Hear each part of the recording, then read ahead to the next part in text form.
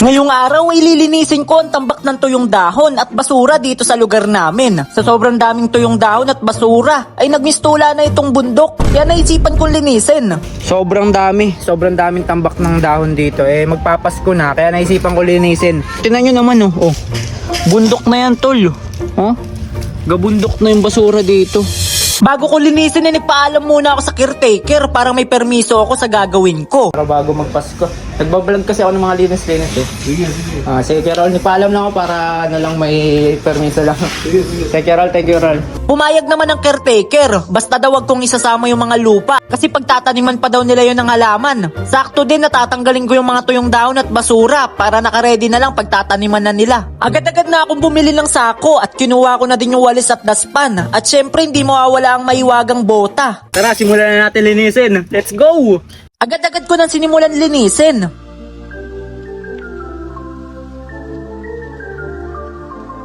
Hindi din talaga biro yung dami ng basura dito.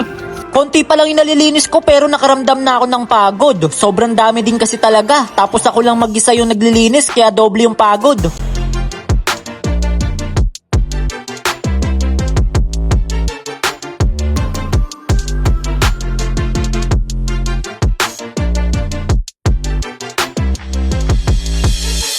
Nakaka 30 minutes pa lang ako nakapuno na agad ako ng isang sako. Kaya mga kaibigan, nakapuno na tayo ng isang sako ng mga basura. At meron pa rin sobrang dami ditong tambak ng gabundok pa rin.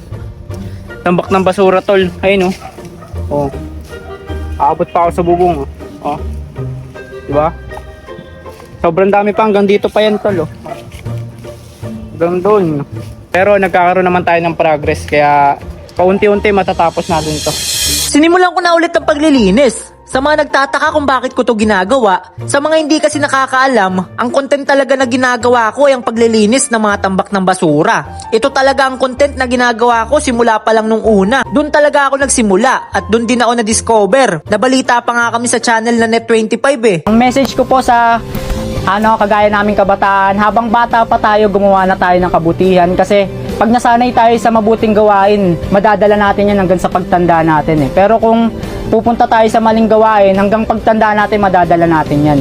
Kaya kung iniisip nyo na kaya ko lang to ginagawa ay para sa views, ay nagkakamali kayo. Ginagawa ko to dahil gusto kong maging magandang halimbawa ng isang kabataan dito sa ating bansa. O siya, mabalik tayo sa video. Makalipas ang ilang saglit ay napuno ko na din ng pangalawang sako. Nakadalawang sako na ako and sobrang dami pa rin natitira. Ayun Sinimulan ko na ulit ang paglilinis. Sa mga nanonood ngayon, kung meron kayong alam na lugar na meron tambak ng basura o lugar na kailangan linisin, ay message nyo lang ako para mapuntahan namin at malinis ang lugar na yon.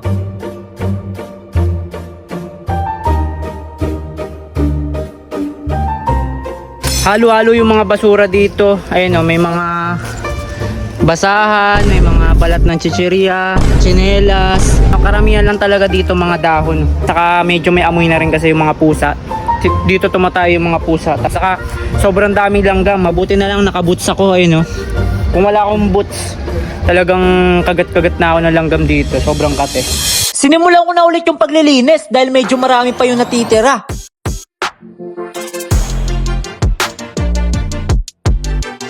Nakakatatlong sako na ako pero hindi pa dito natatapos kasi marami pang natitirang kalat. Kaya tinuloy-tuloy ko lang ang paglilinis.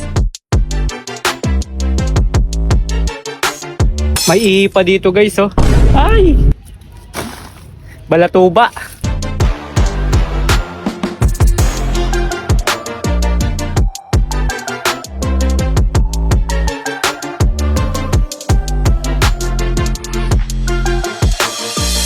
Makalipas ang ilang saglit ay napuno ko na din ng pang-apat na sako. So mga kaibigan, nakaapat na ako na sako at konti na lang yung natitira. Sinimulan ko na ulit ang paglilinis. Ang mga tuyong dahon lang ang tatanggalin ko at ang mga basura dahil yung lupa na may iiwan dito ay pagtataniman daw ng mga halaman kaya hindi ko pwedeng tanggalin.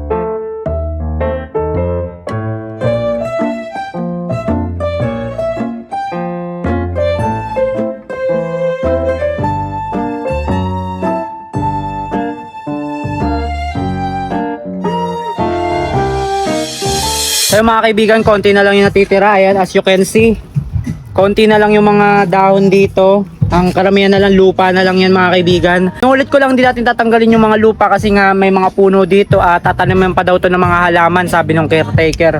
Kaya ang kailangan ko lang tanggalin dito yung mga tuyong dahon, tapos yung mga basura, yung mga balat ng chicheria, yosi, tapos mga basahan, ganun.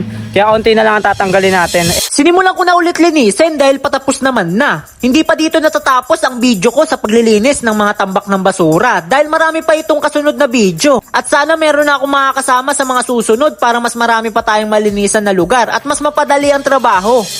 So yung mga kaibigan, nakalimang sako na tayo at konti na lang yung natitira.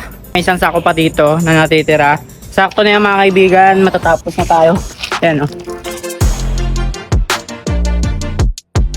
Makalipas sa 3 oras na paglilinis ay sa wakas natapos na din ako. Ito ang itsura ng lugar na ito nung puno pa ng tuyong dahon at basura.